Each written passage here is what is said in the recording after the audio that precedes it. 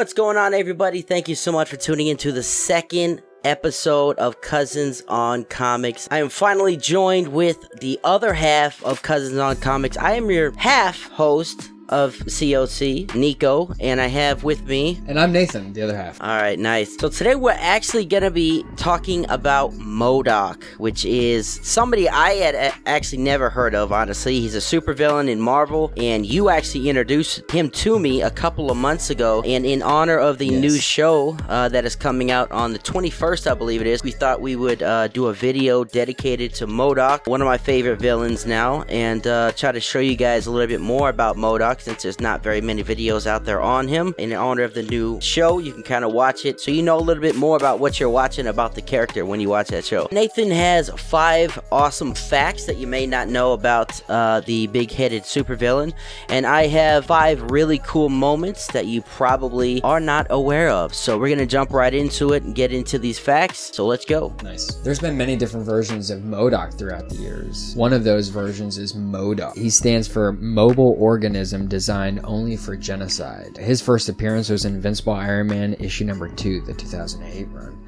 And he does get defeated by Iron Man. Next up, we got M.O.D.O.K appearing in Howard the Duck, Mobile Organism Designed Only for Talking, who took over the radio airwaves in Howard the Duck. He is hilarious, by the way. We also got an Elvis Presley M.O.D.O.K. In Next Wave Agents of Hate, issue 11. He impersonates Elvis Presley, and there's a whole bunch of Elvis Presley impersonators, actually, in that particular issue. That's great. We also have Hector, which is a crossover between Green Lantern's Hector Hammond and Marvel's M.O.D.O.K. So the two become basically one, and they become Hector, which stands for Highly Evolved Creature Totally Oriented on Revenge. It's an amalgam comic, so it's a really cool issue. Nice. Next, we got M.O.D.O.K, who appeared in Spider-Gwen Annual number 1, and that's the mental organism designed as America's king, a barely veiled jab at Donald Trump, and one of Marvel's more overtly political moments, thanks to artist and writer Jason Latour. Wow. Who comes up with this stuff, man? That's so crazy. Yeah, it's kind of crazy that there's been that many different M.O.D.O.Ks, and that's just like 5 or 6 different M.O.D.O.Ks that they've had throughout the years. So it's kind of intense that they've had that many for one character. I mean, think about that. It's not like there's been... I mean, I know we have like Spider-Verse and stuff like that, but I mean, to think about one obscure Marvel villain, and he has so many different versions of himself. So strange, so weird. Yeah, that's hilarious. All right, so moment number 5, we're actually going to go back and forth. So he's going to do one really cool fact. I'm going to do one really cool moment. So number 5 is really awesome. It's a team up between Tony Stark, Iron Man, and M.O.D.O.K. This is really cool because they've fought each other in the past, but now they're coming together to kind of work together. So M.O.D.O.K teams up with Tony Stark in issue 2 of M.O.D.O.K Head Games to regain some Stark Industries tech that has recently been stolen by AIM. Basically what happens is AIM is broke and they need money to kind of continue funding. The whole organization is basically broke, so they're going around stealing technology from all different tech companies, and Tony Stark is currently the target. So they're trying to actually steal a really important technology, real innovative technology from a train that is actually transporting the technology. So what happens is AIM is trying to break out this technology to sell it at an up-and-coming technology show. Basically, it's like an expo for villains. It's really actually pretty interesting. So they're trying to steal this technology, and M.O.D.O.K screws up and he messes up the whole heist. He's having some technical difficulties at the time. He's seeing visions of his family that he never had. So he messes it up. So the AIM people are really pissed off at him, basically want to kick him out. So he goes to Stark to try to get help with his visions he's having of a family that he never had. And in return, M.O.D.O.K is going to help him get his technology back. So what they do is they basically both go undercover to this villain tech show, and it's really awesome and hilarious. M.O.D.O.K dresses up as Arnim Zola and looks hilarious. He actually looks just like Zola. I originally thought they were the same person. That's how much they kind of look alike. He actually makes a joke about people say we look alike, but I just don't see it. Tony Stark dresses up as some sort of, I don't even know what he is, but he This looks hilarious. Tries to get one of the villains at the place really drunk to get a secret password to get in the back. A secret back room deals. They're able to get this guy drunk and get the password, so they do get back to the really exclusive area, and they are able to get the technology back. But something really cool happens here as well. This is a must read for all M.O.D.O.K fans, but M.O.D.O.K actually runs into the Serpent Society. Back in Captain America 313, AIM actually hired the Serpent Society to kill M.O.D.O.K, and they were actually successful in doing so. But this being comics, somehow M.O.D.O.K is back, and they're actually at this expo. He sees the Serpent Society going into the bathroom, and he goes in there and just gets a big evil grin on his face and just wipes all of them out. He just kills them all. There are bodies, blood all over the place. It's a really cool scene. So that's number Sounds 5, like and it's number 5, and it's really awesome.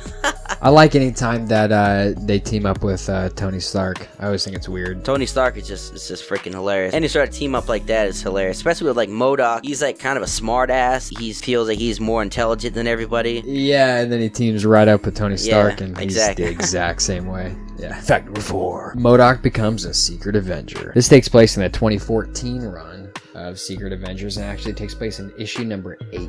So basically, in this issue, we have Maria Hill, the director now for S.H.I.E.L.D., and she basically thinks that instead of killing M.O.D.O.K, or instead of arresting M.O.D.O.K, let's work with M.O.D.O.K. And that's kind of her motivations for having him join the team. When he joins the team, he has some nefarious motives as well, of course, as it being M.O.D.O.K. At the very end of the issue, that's when we get that final shot of him dropping all of the pills, and it says, "I'm in love with Maria Hill."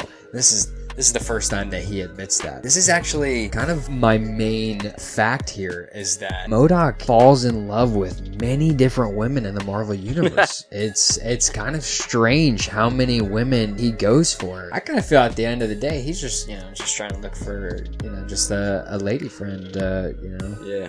be cool with. We get a few shots of M.O.D.O.K chilling on the beach, which is kind of cool because we don't usually get to see him too often on the beach. All right, so number 4, cool moment for M.O.D.O.K. It kind of ties into what you just said about him wanting to find love. In the Incredible Hulk issue 290, Hulk and M.O.D.O.K team up for a limited time, try and rescue Dr. Catherine Waynesboro, a S.H.I.E.L.D. agent. Dr. Waynesboro was taken by Abomination and brought to the AIM headquarters. Basically, what they were trying to do is make a female M.O.D.O.K, this time with safeguards in place to prevent what happened with M.O.D.O.K, him going off on his own, being able to think for himself. Basically like prime directives, almost if you've seen RoboCop, kind of that sort of situation. So they want to make a new M.O.D.O.K with basically prime functions, things that she cannot do. She can only listen to orders. Basically what happens is they bring her in to get that done, but unfortunately it doesn't work out because they're villains and they don't do anything right. But what actually happens here is the second Mrs. M.O.D.O.K and M.O.D.O.K see each other for the first time, they both know that they're like meant for each other, that they just immediately fall in love. They both look alike. They're so unique they can't get anyone else. The way that she can get away with being in love with M.O.D.O.K and not following orders is because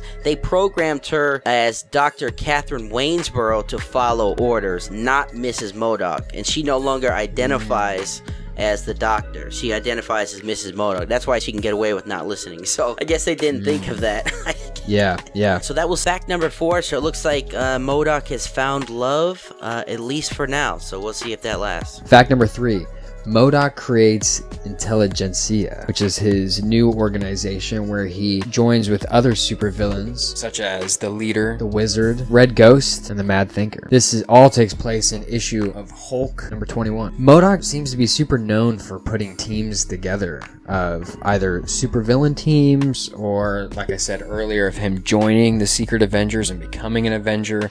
It seems that this guy who thinks that he's the smartest of all time and thinks that he's the strongest out there, he's always searching for some sort of a team to be on. Kind of cool that he started that with the Leader, another Hulk villain. Yeah, that was really awesome read there. Alright, so moment number 3, we have the same thing just as you mentioned. It ties right in with the Intelligentsia. Basically, M.O.D.O.K and the Leader start this Intelligentsia, and they actually, in Hulk issue 21, Fall of the Hulks, since they have started this group, M.O.D.O.K and the Leader, which in my opinion are like two of the evil geniuses in in Marvel, especially as far as Hulk villains go. Listen to this. They lure Red Hulk, the X-Men, the Avengers, Deadpool, and the Fantastic Four, basically the whole damn Marvel universe, to Tony Stark's broken down helicarrier that they've now taken over. So basically what they're doing is they're luring them all in, and what they do at the end is just probably one of the coolest visuals I've ever seen in a comic. So at the beginning of the issue, it shows Red Hulk going to Bruce Banner asking for help. A reluctant Banner agrees to stop M.O.D.O.K and the leader from taking over the world, as they always try to do. But that was all a part of Intelligentsia's plan. So they thought of everything. They're like 10 steps ahead. This issue really shows just how methodical and evil genius level they are. They needed Banner to come so they could drain him of his gamma power to create a bunch of evil Hulks. At the end of the issue, it's again one of the coolest visuals you'll ever see. We see a hulked out Thing, Thor, Deadpool,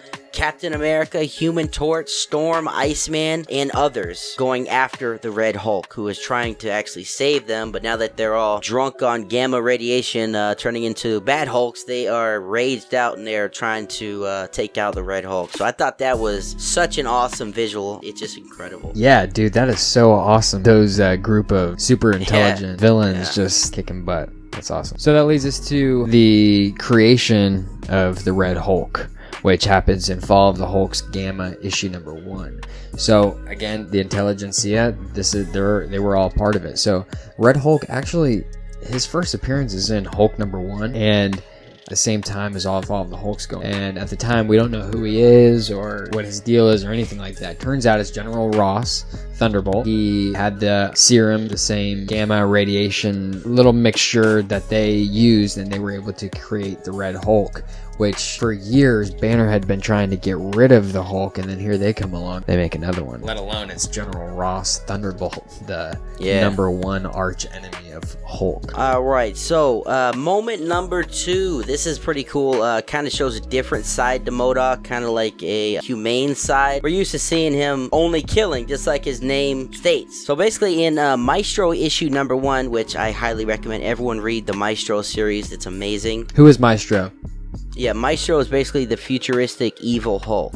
So that is who Maestro is. He's really awesome. In Maestro issue number 1, the world has been devastated by a nuclear war. A huge portion of humanity has died. M.O.D.O.K survived and took in a bunch of gamma radiated heroes so that they would benefit from the radiation to help rebuild. Despite M.O.D.O.K being a bad guy, he brought the Hulk in and kept him sedated to keep the Hulk happy, since his wife and kids and basically everyone he knows died. So what he did was he put him in a suspended animation. So he's basically in a simulation to where his wife and kids and everything's happy-go-lucky. The Avengers are together, they're kicking ass, and everything is going perfect. So he doesn't know anything that's happening in the real world. So M.O.D.O.K made that happen for him.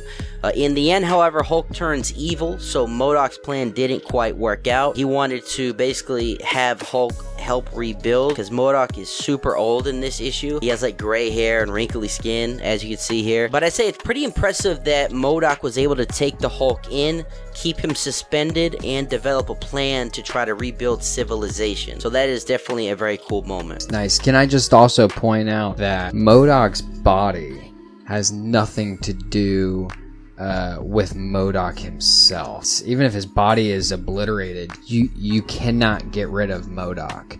It's kind of similar to Ultron in the sense of, Ultron was gonna go all over the internet in the Age of Ultron movie, and that, he was gonna be able to kind of be everywhere, and then Vision was able to stop him. M.O.D.O.K wouldn't be able to be stopped that way. Yeah, he's extremely powerful, man. Very, very powerful. So this brings us to our final fact. Fact number 1. M.O.D.O.K once fell in love with Angela, Thor's sister. So this takes place in M.O.D.O.K Assassin. Issue number 1 is where we first see Angela. So in this issue, this is during the Battle World series. Across Battle World, there's all these different worlds, essentially. And in one of these worlds, it's the 2099 future, and we see M.O.D.O.K, and he is in this place called Killville. And it's basically where M.O.D.O.K has killed the entire Marvel universe. During this time, there's something called the Thor Corps. I won't get into that, but it's basically a whole bunch of Thors. Angela, who is Thor's sister, she first appeared in Spawn issue number 9 in the first Spawn run, and she actually gets hit out of the sky while she's flying over Killville. And she's on a mission and she gets hit and she gets incapacitated. When she lands, she finds out that M.O.D.O.K is there, and she starts fighting M.O.D.O.K, thinking that M.O.D.O.K is the one who attacked her, and that's why she's, fallen. Well, it turns out that he was actually just trying to help her. She realizes that the next 4 issues, you see them basically on this journey of working together. During this time, of course, M.O.D.O.K falls in love with Angela, like I said, and he wants to do everything to protect her and to be with her. So at the end of the issues, the Thor Corps come to rescue her, and they think, of course, that M.O.D.O.K is trying to kill her and capture her. That's why she's been there. So he starts murdering people from the Thor Corps, basically Thors. He's just like taking them out. He's like, I don't even know who you think you are. Like, here, this is Killville. This is like my place. Damn. And he takes them all out until Angela says, stop. Like, you guys all like back off. Like, stop fighting each other. And whenever she does that, she makes M.O.D.O.K, she issues him to be the new Baron of Killville, basically saying, you're in charge now of the city that he basically already was in charge of to begin with. But the best moment is at the end of issue number 4. M.O.D.O.K goes in for a kiss, and he is rejected hard. He gets slapped. It doesn't work out at all for M.O.D.O.K. It never works out for M.O.D.O.K, and in the end, he is rejected once Poor guy. again. Yeah. Dang. Poor guy. Oh, man. All right, so moment number 1. This ties in again, right, with the love, trying to find love for M.O.D.O.K. That is M.O.D.O.K's. That is the fact about M.O.D.O.K. That is the moment of M.O.D.O.K. is that he just is looking for love. He's just a dude on a mission for love.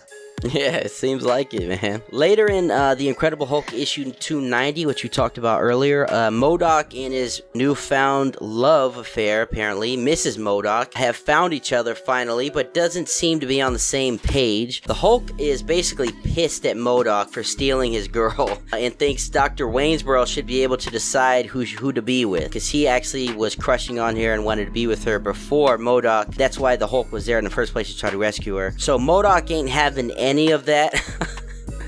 So he actually kills Abomination just to show the Hulk what he can do to gamma radiated beings. So basically just like, yeah, this is what I can do, so just back the hell off. A preview of sorts of what he can actually do to the Hulk if he tries to continue to interfere with his love life. So yeah, the problem is Mrs. M.O.D.O.K isn't happy with just random killings like he is. So now she wants no part of M.O.D.O.K. She doesn't want anything to do with him now that he killed Abomination just randomly to prove a point. So she actually blasts M.O.D.O.K with her brain beam. The Hulk and Mrs. M.O.D.O.K try to take down M.O.D.O.K, but he's just too strong even for the Hulk. M.O.D.O.K brings down the entire AIM building on top of the Hulk, and in doing so, M.O.D.O.K pushes Mrs. M.O.D.O.K back into the chamber that changed her and morphed her into Mrs. M.O.D.O.K, and that actually ends up saving her life and changing her back into human form, saving Dr. Catherine Waynesboro's life. M.O.D.O.K, the last scene is basically M.O.D.O.K riding off into the sunset on his little chair with his little tiny legs hanging off, and he basically spares both of their lives, the Hulk and Mrs. M.O.D.O.K, or Dr. Waynesboro, and the Hulk is basically asking, like, why did he just spare my life? That's the final scene. Wow. That is so funny. Yeah, that's a really cool scene there. Alright, so those were the 5 cool facts and 5 cool moments for M.O.D.O.K. Hopefully you learned something. Click the like button if you liked it. Subscribe if you are new. This is a new channel. We'll be doing uploads every single week with new comic book content. And also don't forget, the M.O.D.O.K TV show actually premieres May 21st on Hulu. And it is actually, Patton Oswalt is actually involved with the show. He's also doing the voice. He actually, which I was surprised, he actually wrote a lot of M.O.D.O.K comics, so he knows what he's doing. Yeah, he's actually written a lot of stuff. He has a really good voice too, so I think it'll be perfect. So that is it for today, guys. Be sure to also check out Staircase Stories. The link will be down below. It's our other project we're both working on, Nathan and I.